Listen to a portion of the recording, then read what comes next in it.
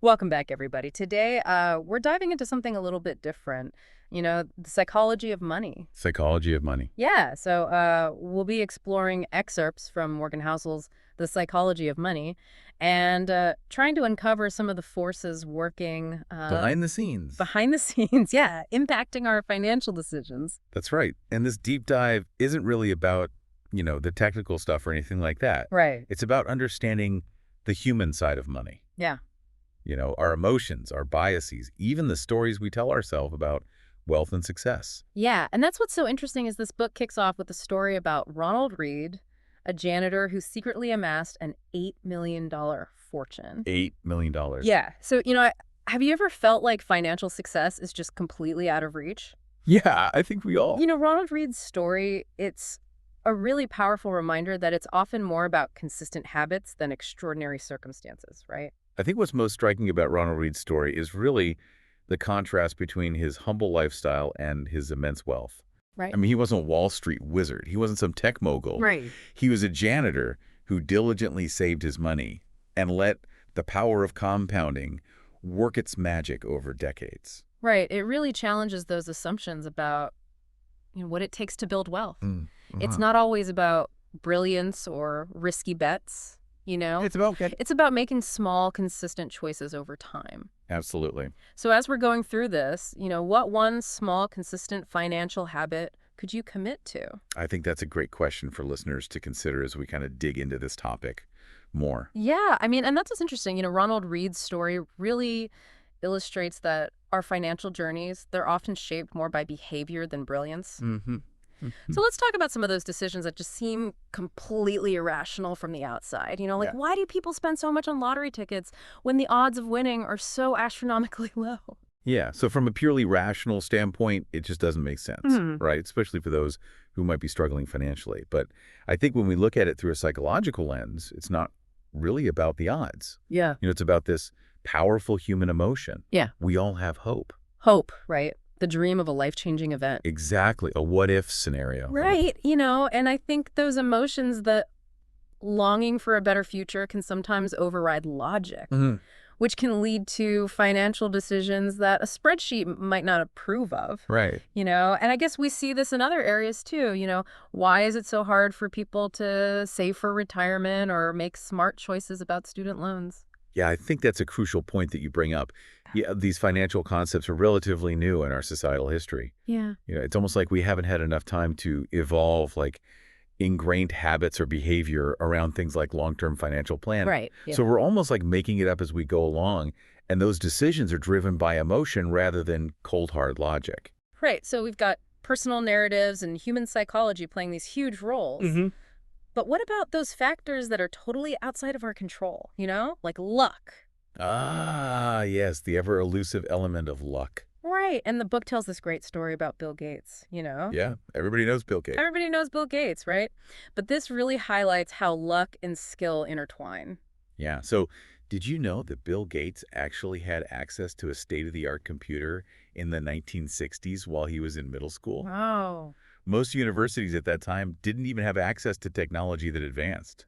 In middle school. Yeah. Oh my gosh. Talk about being in the right place at the right time. Yeah, and so that's a major advantage for anybody, even someone as brilliant as Bill Gates. Right. And that just shows how even the most skilled individuals can benefit from, a huge dose of good fortune. Absolutely. And we can't discount that role of luck in shaping, financial destinies.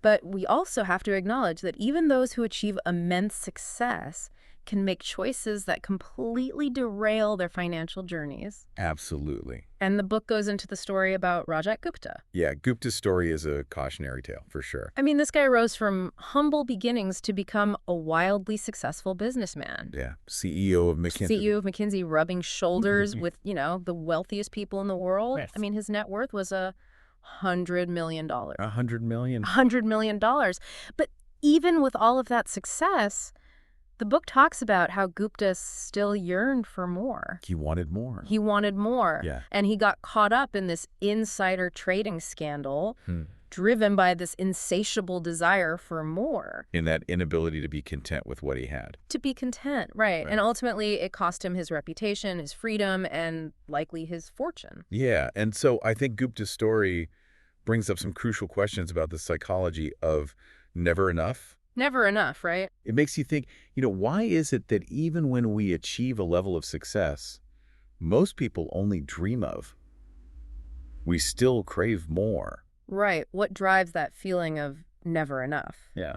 And the book goes into this with another great example, Jesse Livermore. Oh, yeah. A brilliant stock trader who made and lost fortunes multiple times over. Oh, this guy was a master at riding market swings, but he ultimately couldn't escape the cycle of boom and bust. Right. He was a genius at making money, but not at keeping it. Right. So it's funny how that brings us back to Ronald Reed, Yes. unassuming janitor who slowly and steadily built his wealth over a lifetime. Right. And so I think Reed's story offers a powerful lesson in Sustainability. It's a reminder that building wealth and keeping it often require different skills and mindsets. Right. And it also brings up another great concept from the book, Which is this analogy of ice ages to explain the power of compounding. Yeah, I love that analogy. It highlights how seemingly small changes compounded over time can lead to massive results. Yeah. Almost unimaginable results. Yeah. So like a small, consistent drop in temperature can eventually lead to continent-sized glaciers. Mm-hmm. And consistently investing small amounts can lead to surprising wealth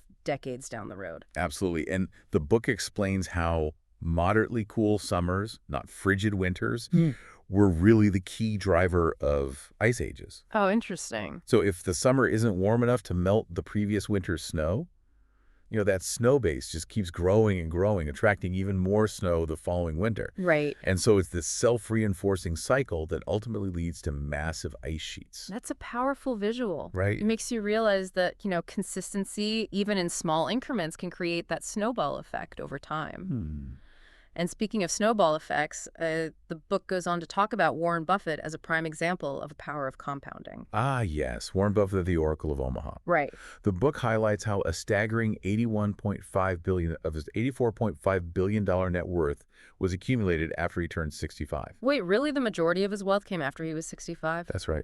So even for Warren Buffett, the real magic happened in the later decades. It did. Not by trying to make quick profits or, Yeah. Oh my gosh, that's incredible. And so this underscores the importance of taking a long-term perspective in investing. Right. The earlier you start, the more time you have for compounding to work its magic. Right. Even small amounts invested consistently can grow exponentially over time. And to really drive this point home, the book compares Buffett to Jim Simons, the head of Renaissance Technologies, who has this incredible track record compounding money at an average annual rate of 66%. 66%, that's a phenomenal number. Wow. But even with those incredible returns, Simons' net worth is significantly less than Buffett's, simply because he started investing later in life. Wow. And the book underscores this point by saying, by calculating what Simons' net worth would be if he had started investing at the same time as Buffett. So give it to me. What would his net worth be? 63 quintillion, 900 quadrillion, 781 trillion, 780 billion, $748,160,000. Okay, so more money than exists on planet Earth. Pretty much. I mean, those exact numbers, they might be a little far-fetched, but Yeah. But the point is crystal clear. Right? Time is the ultimate factor when it comes to investing. The earlier you start, the more you benefit from the snowball effect of compounding. And that leads to another concept. Yeah. The book explores this idea of tails. Tails. I mean, not like the ones on animals. No, not in this context. Okay, so tell me about tails. In this context, tails refer to those rare extreme events that can drive huge outcomes, both positive and negative. So think of it like this. Okay, I'm intrigued. Give me an example. Imagine you're looking at a graph of investment returns for a group of companies. Okay. Most of them cluster around the average, right? Right. But then there are a few outliers, a few companies that achieve phenomenal success. Those are the tails. So a few big wins can completely outweigh, tons of smaller losses. Precisely. And this pattern applies to the stock market as well. Okay. Most companies deliver average returns. A few do really well. And then a tiny percentage deliver these remarkable tail-end returns. Right. And the book uses venture capital as a prime example. Most startups fail, Yeah. but a small handful become massive winners, driving the overall success of the industry. Think about companies like Amazon or Google. Those are the tails. So it's kind of like how in the movie industry you have a few blockbuster hits. Mm-hmm. And that makes up for a lot of flops. Exactly. Okay. And this understanding is crucial when navigating volatility. It's normal for things to go wrong sometimes. Right. But those few big wins, those tail events, can more than make up for the bumps along the way. So don't panic, stay the course. Stay the course. Embrace the volatility. That sounds like a good strategy. Especially for someone like me who, tends to get nervous when the market dips. Well, that brings us to another important concept, I think, for navigating those bumps. Which is? The idea of a margin of safety. Margin of safety, what does that mean in terms of personal finance? It's like having this financial buffer cushion to withstand those inevitable downturns. The book uses the analogy of card counting in blackjack. Okay. So even if you have an edge, you still need a sizable bankroll to survive those losing streaks. So it's not just about being lucky or even skilled. It's about having the resilience to stay in the game. Exactly. Even when things don't go your way. Even when things don't go your way. And this applies to all aspects of financial planning, right? Right. Whether you're estimating future returns, taking on debt, Mm-hmm. making big spending decisions. You always want to factor in a margin of safety. Margin of safety. Okay, it's not about being overly conservative or anything. It's just about building in some wiggle room, some breathing space to accommodate for those inevitable, Financial surprises that life throws our way. Yeah. And that brings us to another intriguing point the book makes about being reasonable with your money rather than strictly rational. Oh, reasonable versus rational. I like that. And the book highlights this with a really fascinating story about Julius Wagner-Jauregg, a Nobel Prize-winning doctor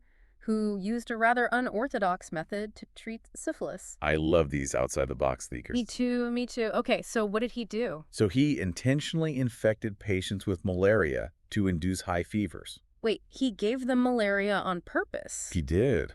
Oh my gosh, that sounds a little crazy. It does, right. But surprisingly, the high fevers helped cure the syphilis. Oh, wow. Not exactly standard medical practice, but it worked. What an interesting approach. But how does this relate to managing money? I think the book draws a parallel between Wagner-Jauregg's seemingly irrational method and the idea that sometimes what feels irrational in the moment can actually be a wise financial choice in the long run. Like sticking with your investment plan even when the market is tanking. Or continuing to save even when you feel like you're missing out. Right. These decisions might not feel good in the short term. Right. But they can set you up for long-term financial success. It's about finding that balance between logic and emotion. Right. Between following the spreadsheet and recognizing that human factor. Right. And speaking of that human factor, the book talks about Harry Markowitz, the pioneer of modern portfolio theory. Yeah. But ironically, he didn't even follow his own theories when investing his personal money. He didn't. No. He knew that while the mathematically optimal portfolio might sound good on paper, right, it wasn't necessarily the best fit for his own psychology, right, his own risk tolerance. Right. So instead of aiming for purely rational, he prioritized being reasonable. Mm-hmm. And the book says that aiming for reasonable allows for, flexibility, emotional well-being, and a greater chance of actually sticking with your plan in the long run, which we've been talking about, is a key ingredient to financial success. Absolutely. And this leads us to another fascinating concept the book explores. Hit me with it. The importance of embracing uncertainty. Embracing uncertainty, that sounds a little counterintuitive. It does, right? Especially when it comes to money. Most people, they want certainty and predictability in their finances. Right. It's a natural human desire. Right. But the book starts this section off with a powerful quote. Let's hear it. Things that have never happened before happen all the time. Oh, that's great. Yeah. That reminds us that, history can be a guide. Right. But it can't fully predict the future, especially in areas like technology and finance where things are constantly evolving. Absolutely. And the book uses examples like, the unexpected rise of figures like Hitler. Wow. Or the unforeseen events of 9/11 to illustrate how these unpredictable events can reshape the course of history, often with significant financial implications. So we can't plan for every single possible scenario, but we can cultivate a mindset that, acknowledges uncertainty and allows for flexibility. It's about being prepared for those black swan events, those things that catch us off guard, rather than assuming that the future will neatly follow historical patterns. That's a powerful perspective shift. It's not about predicting the future. It's about being able to adapt. Right. And adjust as needed. And this brings us to this idea of the allure of pessimism. It's a common human tendency, especially when it comes to money. Yeah, why is that? Why are we so drawn to pessimism, especially about financial matters? I think for one thing, bad news is just more attention-grabbing than good news. It's true. And it triggers our negativity bias, Yeah. making us more sensitive to potential threats. Oh, that makes sense. We're wired to pay attention to danger, right? Exactly. It's a survival mechanism. Survival mechanism. And the book uses the example of this 2008 prediction by Igor Panarin, Oh, yeah. who foresaw the collapse of America. Another doomsday prediction. And it seems like those always grab headlines. Yeah, they do. Right. And the book contrasts this with Japan's unexpected post-war boom, a period of extraordinary economic growth that few could have predicted. So even when things look really bleak, history shows that, progress is actually more common than doom and gloom. That's right. Mm. And so it's important to be aware of our tendency to overestimate the likelihood of negative events. Okay. Pessimism can be captivating, Right. but it can also cloud our judgment and lead to missed opportunities. So we need to be aware of risks, but also maintain a healthy dose of optimism. Absolutely. And that brings us to another fascinating point. The book raises the power of stories. Stories. How do stories factor into our financial decisions? Well, book shares the story of the Wright brothers and their invention of the airplane. Okay. And it's fascinating because their groundbreaking achievement was initially met with skepticism and indifference. Really? Nobody was excited about the invention of the airplane? Not at first. Oh, wow. Progress often takes time to be recognized. While setbacks and failures are immediate and attention-grabbing, That's true. it's easier to weave a compelling narrative around pessimism because those stories just feel more urgent, more relevant to our daily lives. It's like how the 2008 financial crisis dominated the news, Right. fueling fear and panic. But the underlying economic capacity was still there. Right. It was the narrative that played a huge role in driving that downturn. Exactly. Yeah. And that's a crucial takeaway for all of us. Be mindful of how stories, narratives shape our perceptions and actions, Right. even in the realm of money. It's not just about the numbers, it's about the stories we tell ourselves and the stories we're told by others. Absolutely. And I'm curious to hear, what's your approach to investing? My approach, Yeah. well, I'm a big believer in this long-term passive approach. Yeah. Index funds have been my go-to strategy for years. Right. I'm not trying to pick individual stocks or time the market, I'm just riding the wave of overall market growth. Right. And that's a sound strategy, especially for those who prioritize, simplicity and long-term growth. Absolutely. There's no one-size-fits-all approach to investing. Right. The key is to understand your own goals, your risk tolerance, your time horizon, Right. and then find a strategy that aligns with those factors. What works for you? Yeah. What Yeah. allows you to sleep well at night, as the book says. Sleep well at night. And speaking of sleeping well at night, Yeah. the book challenges some common assumptions about wealth and success. It does. It highlights the difference between being rich and being wealthy. Oh, yeah. And I've heard that distinction before. Rich is fleeting Yeah. and wealth is lasting. Mm-hmm. But the book takes it a step further. Okay. It argues that true wealth is often hidden. Hidden. Yeah. What do you mean by hidden? It's the money you don't see. Okay. Think about the fancy cars not purchased, the lavish vacations foregone, the designer clothes left on the rack. So it's about, delaying gratification, resisting those impulses to, spend and show off. Wealth is about having the financial assets that give you options and flexibility in the future. Right. It's about building a solid foundation rather than just flashing, a fancy facade. Exactly. That's a really insightful way to think about it. It's not about keeping up with the Joneses. It's about creating a life of financial security and freedom. Mm-hmm. But how do we get there? How do we get there? The book seems to emphasize the importance of saving. Yeah, and saving isn't just about reaching a specific financial goal, Right. like a down payment on a house or a comfortable retirement. It's about having this buffer, A buffer. a cushion for life's inevitable surprises. Because life throws those curveballs, right? Job losses, Absolutely. unexpected medical expenses, moments when you need access to cash without having to panic. Right. And so saving isn't about depriving yourself. It's about creating a sense of security and peace of mind. Peace of mind. And the book uses this really interesting analogy to illustrate the power of saving. Okay. Yeah. It compares saving to the energy crisis of the 1970s. Oh, the energy crisis. Back then, it felt like the world was running out of oil.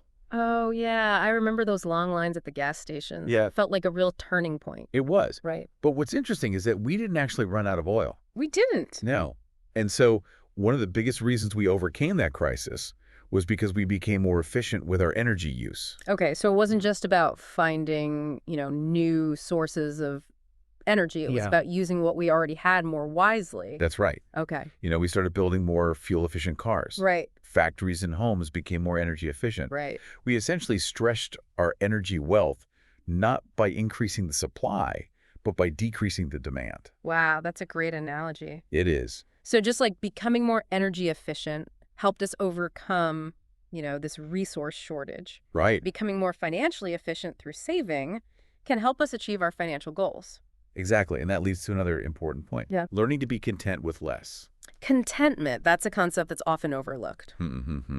Especially in our consumer-driven society. Right. Right. Everybody is always striving for more, bigger, better. More. That's right. But as the book points out, learning to be happy with less can create this gap between what you have and what you want. Right. It's similar to a gap you get from a pay raise, but it's just easier to control. So it's not about deprivation, right? It's about aligning your spending with your values. Right. Finding satisfaction and fulfillment in, things that go beyond material possessions. Absolutely. And that can lead to a sense of, freedom and independence. Yes. Which, as we've discussed, is one of the most valuable things that money can buy.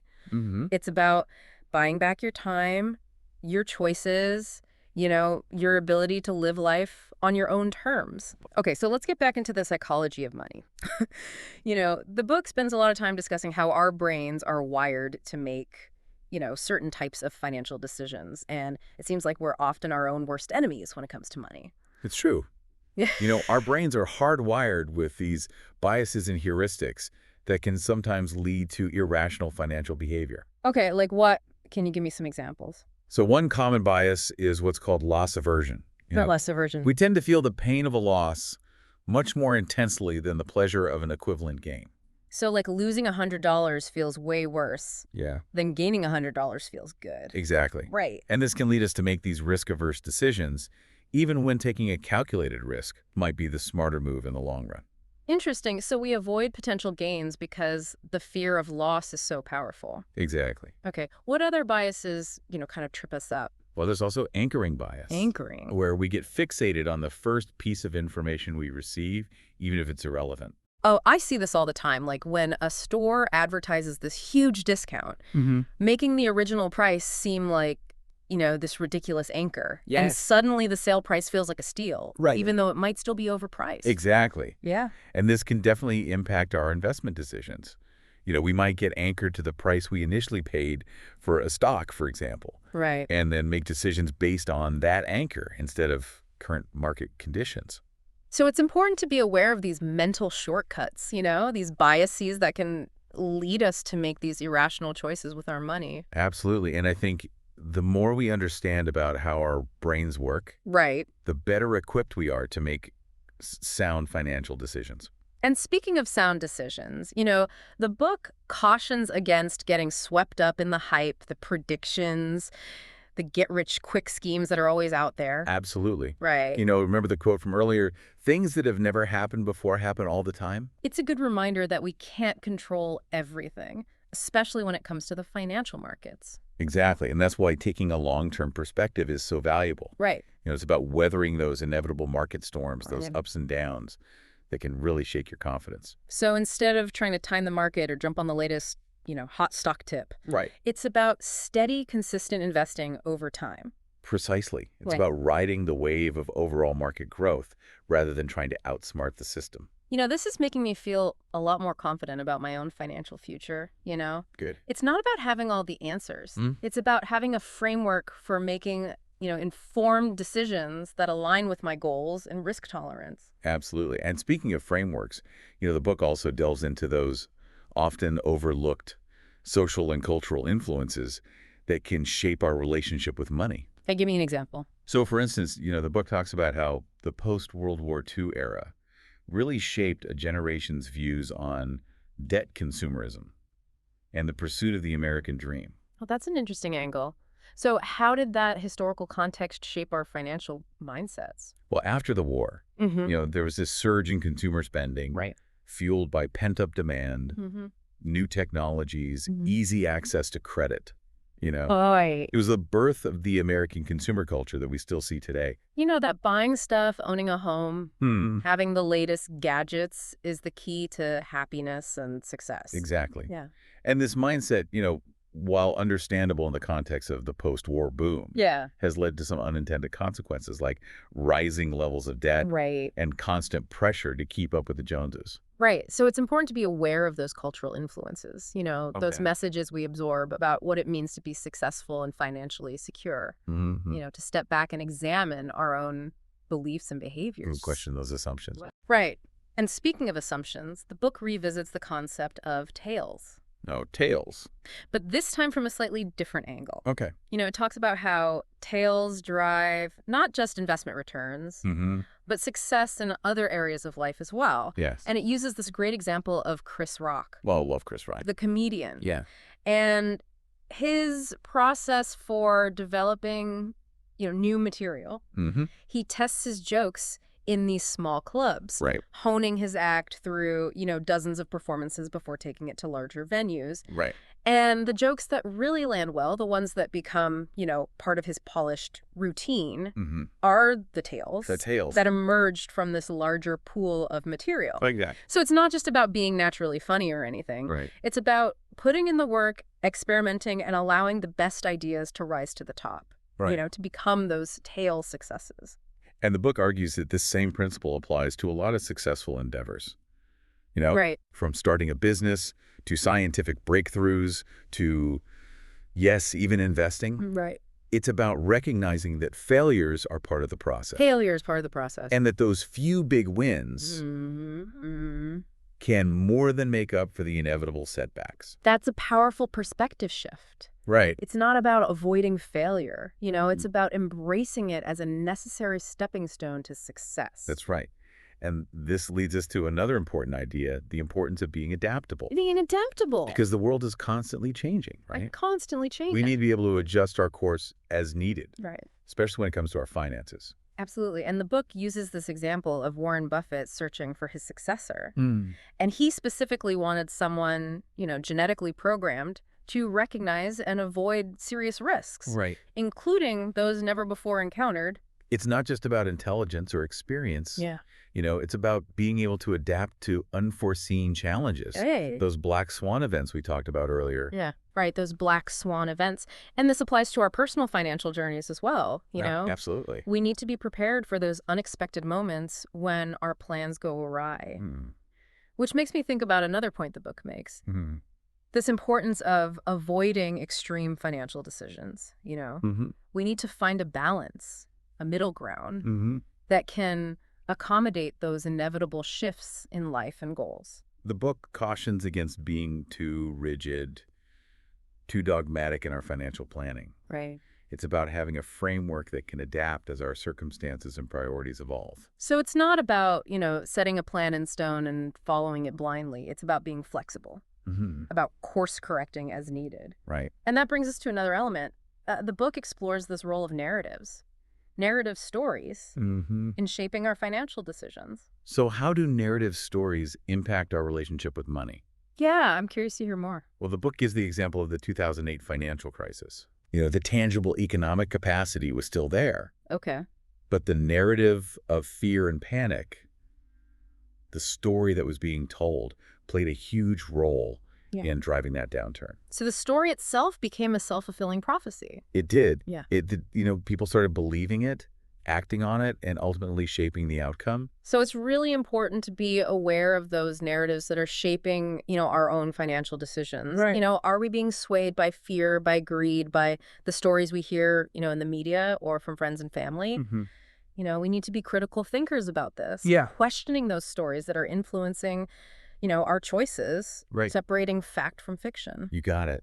And that leads to another crucial idea, acknowledging our own blind spots. Blind spots, you mean those things that we don't even know we don't know? Exactly. The book uses the analogy of a young child Okay. who's still learning about the world. Right.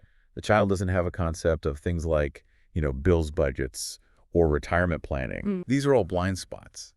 The areas the child hasn't even begun to grasp. Right. And we all have blind spots, I do. no matter our age or experience. There are things about the financial world, about the economy that we simply, don't know or understand. Absolutely. And the book reminds us that it's important to acknowledge those blind spots. Right. To have a sense of humility when we're approaching financial decision-making. So it's not about having all the answers. Right. It's about recognizing that we don't have all the answers. Being open to new information, new perspectives. Exactly. And this leads to a more balanced approach. One that acknowledges, both our strengths and our limitations. This is making me feel a lot more comfortable with the uncertainty, Yeah. With the idea that we don't have to have all the answers. It's about being open to learning. Right. To adapting, making the best decisions we can with the information we have. And speaking of making decisions, the book offers some practical advice for navigating the financial world. Oh, okay.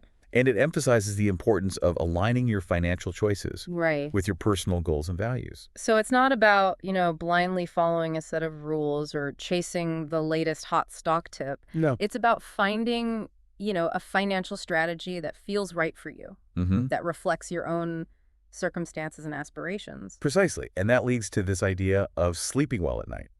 Oh, there's that phrase again. Can you remind me what that means in a financial context? So it's about making financial choices that align with your risk tolerance and comfort level. Right. Decisions that give you peace of mind. Some people are comfortable with a high-growth, high-risk strategy, while others prefer a more conservative approach. Right. So it's not about what the experts recommend or what your friends are doing. It's about finding what works for you. What works for you? What feels right. Yeah. Both intellectually and emotionally. Exactly. It's about creating a financial plan that you can actually stick with. Right. One that gives you that sense of security and confidence, even when things get turbulent. This is really making me rethink my own approach to financial decisions. It's not just about the numbers. It's about, my values, my goals, my overall well-being. And that leads us to another key point. Okay. The book reminds us that our values and goals are likely to change over time. Oh, yeah, absolutely. What felt important to you in your 20s is totally different from what matters most to you now. Absolutely. And that's why the book encourages this flexible approach to financial planning. Okay. One that can adapt to these inevitable shifts in our lives and priorities. So it's not about setting this rigid plan, sticking to it no matter what. Yeah, it's about having a framework that can evolve. With us, right, as we navigate these different life stages and pursue different goals. This conversation is really making me appreciate the wisdom of viewing, financial decisions through this broader lens. It's not just about the numbers. It's about making choices that support the kind of life we want to create. Absolutely. And that brings up another powerful message from the book. Okay. It highlights the importance of cultivating kindness, humility, and generosity. Kindness, humility, generosity, those sound more like, personal qualities than financial strategies. Right. But the book argues that these qualities are essential for creating a truly rich and fulfilling life. Okay. One that goes beyond just financial abundance. So it's about using, our resources, our money, our time, our energy to make a positive impact on the world. Absolutely. To help others, to contribute to something, larger than ourselves. Exactly. It's about being thoughtful stewards of our wealth. Recognizing that it's not just about accumulating more, but it's about using what we have to make a meaningful difference. This is such an inspiring perspective. It's a reminder that financial success isn't just about, the size of our bank account. Right. It's about the richness of our lives, the impact we make on others. And speaking of impact, the book shares this final powerful anecdote about Warren Buffett. Okay. Remember, he pledged to give away 99% of his wealth to philanthropic causes. Yeah, it's an incredible example of generosity. It is. But I'm curious, how does he view, this decision? Well, what's fascinating is that Buffett doesn't see it as a sacrifice. He doesn't. He actually views it as a source of immense satisfaction. Wow. He once said, "I couldn't be happier with what I'm doing." That's incredible to be able to use his wealth, to make such a significant positive impact on the world. It must be incredibly fulfilling. It must be. And so this circles back to this core theme we've been exploring. Aligning your actions with your values. Right. when you use your resources in a way that feels meaningful and purposeful. Mm-hmm. It brings this level of satisfaction that money alone just can't buy. You know, this deep dive has been so eye-opening. Nice. I'm leaving this conversation with a renewed sense of purpose, Yeah. not just in terms of my financial goals, but how I want to use my resources to make a positive impact. I'm so glad to hear that. And remember, the journey of financial well-being, it's an ongoing one. It's about consistently learning, adapting, and making choices that align with your evolving values and aspirations. Beautifully said. And for our listeners who are ready to explore these ideas further, I highly recommend checking out The Psychology of Money by Morgan Housel. Me too. It's a brilliant read that will challenge your assumptions about money and success. Yeah. And inspire you to create a more fulfilling and meaningful life. It's a book that has the potential to really transform your perspective on wealth and happiness. And on that note, we'll wrap up this deep dive. Okay. Thanks for joining us as we explore the fascinating psychology of money. We hope you've gained some valuable insights that you can apply to your own life and financial journey. Remember, financial success is not just about the numbers. Right. It's about making choices that align with your values, cultivate contentment, and ultimately lead to a richer, more meaningful life. Until next time, keep diving deep. Yes. And keep exploring. Keep exploring. See you on the next episode of The Deep Dive.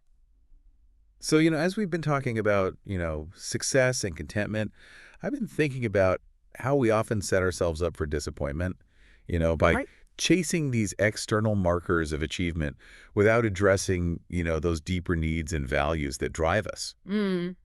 I think that's a really insightful observation. And it reminds me of this concept that the book explores, this idea that financial decisions often come with hidden costs. Hidden costs. Costs that go beyond just, the price tag or the interest rate. Okay, like what kind of hidden costs are we talking about? Well, think about investing in the stock market.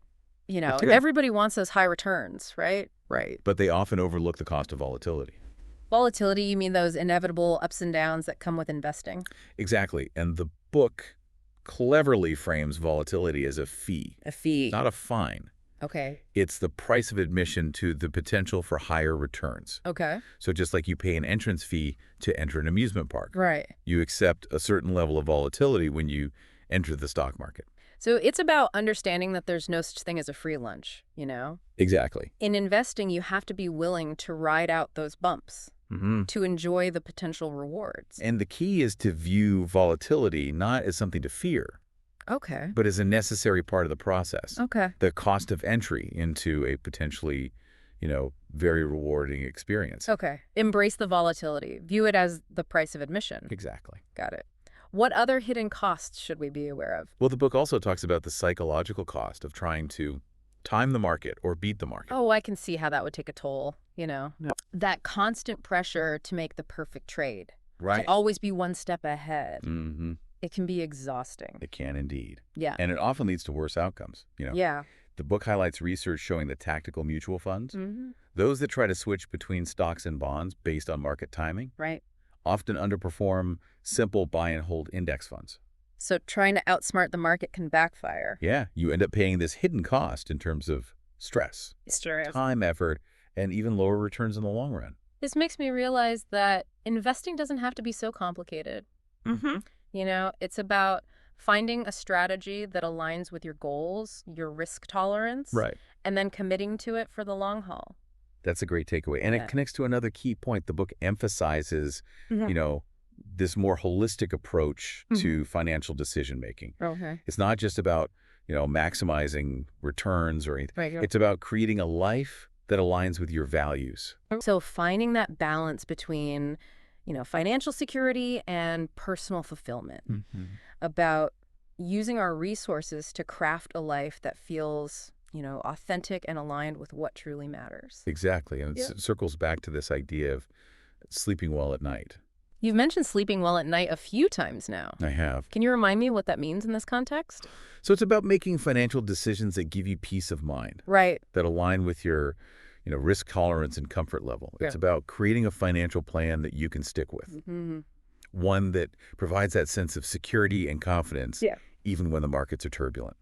I love that it's not about chasing the highest returns or keeping up with what everyone else is doing. Mm-hmm. It's about finding the approach that allows you to rest easy, Mm-hmm. knowing that you know your choices are supporting your overall well-being. That's a great way to put it. And this brings us to another crucial insight. Which is? Recognizing that our values and goals will likely change over time. Oh, that's so true. What felt important to me a decade ago is definitely not the same as what matters most to me today. Exactly. And that's why the book encourages, a flexible approach to financial planning, Okay. one that can adapt to those inevitable shifts in our priorities and life circumstances. So it's not about setting a rigid plan in stone and sticking to it no matter what. No. It's about having a framework that can evolve with us. With us, right, as we navigate different life stages and, pursue different goals. This conversation is really making me appreciate the wisdom of viewing financial decisions through this broader lens. It's not just about the numbers. Right. It's about, making choices that support the kind of life we want to create. Absolutely. And that brings up another powerful message from the book. Okay. It highlights the importance of cultivating, kindness, humility, and generosity. Kindness, humility, generosity, those sound more like character traits than financial strategies. You're right. Yeah. But the book argues that these qualities are actually essential for creating a truly, rich and fulfilling life. Yeah. One that goes beyond just financial abundance. So it's about using, our resources, our money, our time, our energy to make a positive impact on the world. Absolutely. To help others, to contribute to something, larger than ourselves. Exactly. It's about being thoughtful stewards of our wealth. Recognizing that, it's not just about accumulating more, right, but it's about using what we have to make a meaningful difference. This is such an inspiring perspective. It is. It's a reminder that financial success isn't just about, the size of our bank accounts. Right. It's about, the richness of our lives, the impact we make on others. Right. And speaking of impact, the book shares this final powerful anecdote about Warren Buffett. Okay. Remember, he pledged to give away 99% of his wealth to philanthropic causes. Yeah, it's an incredible example of generosity. It is, but what's fascinating is that Buffett doesn't see it as a sacrifice. He doesn't. No. He views it as a source of immense satisfaction. Oh. He once said, I couldn't be happier with what I'm doing. That's incredible. Yeah. To be able to use his wealth to make such a, significant positive impact on the world. Yeah. It must be incredibly fulfilling. It must. And it circles back to this core theme we've been exploring. Aligning your actions with your values. Okay. When you use your resources in a way that feels meaningful and purposeful, it brings this level of satisfaction that money alone can't buy. This deep dive has been so eye-opening. Good. I'm glad to hear that. I'm leaving this conversation with, a renewed sense of purpose. Yeah. Not just in terms of my financial goals, but, how I want to use my resources to make a positive impact. And remember, the journey of financial well-being is an ongoing one. It's about, consistently learning, adapting, and making choices that align with your values and aspirations. Beautifully said. And for listeners who, are ready to explore these ideas further. Yes. I highly recommend, checking out The Psychology of Money by Morgan Housel. Yeah, me too. It's a brilliant read that will, challenge your assumptions about money and success and inspire you to create a more fulfilling and meaningful life. It's a book that has the potential to truly transform your perspective on wealth and happiness. And on that note, we'll wrap up this deep dive. Okay, sounds good. Thanks for joining us as we explored, the fascinating psychology of money. It's been fun. We hope you've gained some valuable insights that you can apply to your own life and, financial journey. Remember, financial success is not just about the numbers. Right. It's about making choices that align with your values, cultivate contentment, and ultimately lead to a richer, more meaningful life. Until next time, keep diving deep. Keep diving deep. And keep exploring. Yes, keep exploring. We'll see you on the next episode of The Deep Dive.